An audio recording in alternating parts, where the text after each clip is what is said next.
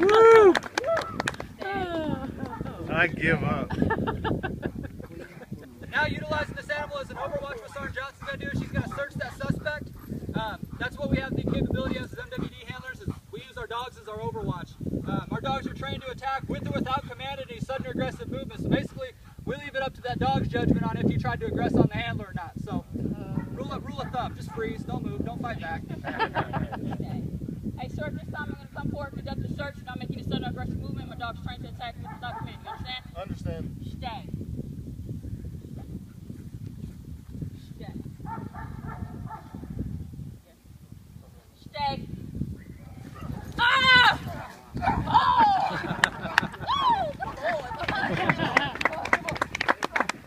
As you guys can hear behind me, the other dogs are watching this, and they're getting very jealous right now. All these dogs love to do this work, so that's why they're back there. Hey, let me in, let me out, I want to get at them. Are your legs protected? The decoys? Yes. No, sir. As a decoy, one of your responsibilities in that job is to make sure that you put the part you want bit in his mouth. Without being too obvious about it, Airman Singleton was actually really good at that. Obviously, he didn't get bit anywhere else.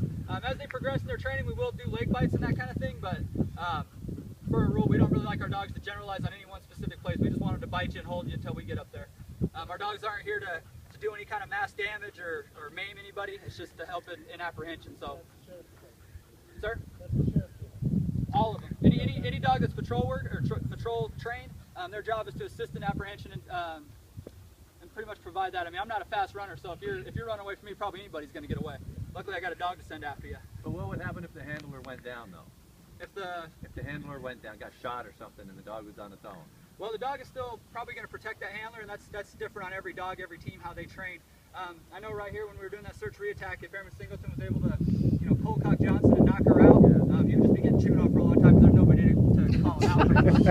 So it's not a good idea. All right, at this time, does anybody have any questions? Do it again. So it sounds like also not only pre-training, but there's ongoing training that you continue to do. Yes, sir. Training's ever going. Sergeant Johnson, do you want to set up and do another bite going this way? Set up so you can run right down. So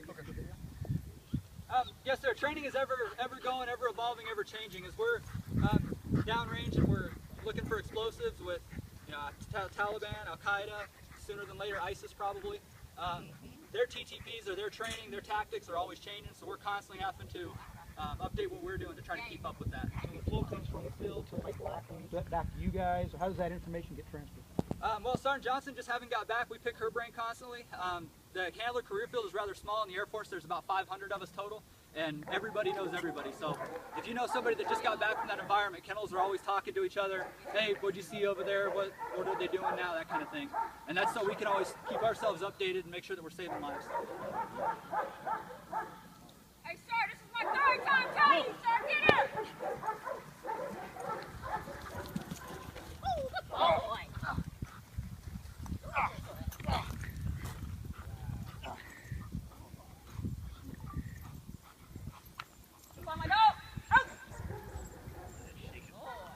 The abilities of these military working dogs has been unmatched by any piece of equipment that man has ever been able to make. Has anybody ever heard of the FIDO system? It's like a little nose-smelling gun that they point at a package and it can smell. TSA uses them. They're not really effective.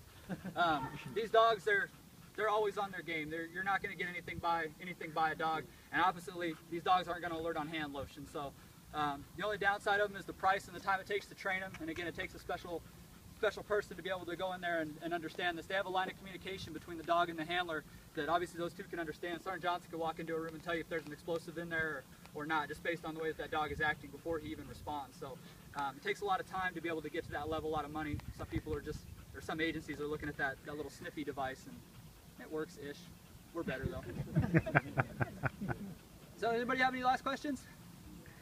No, it's amazing. Great demonstration. Love it. Thank you. Thank you very much.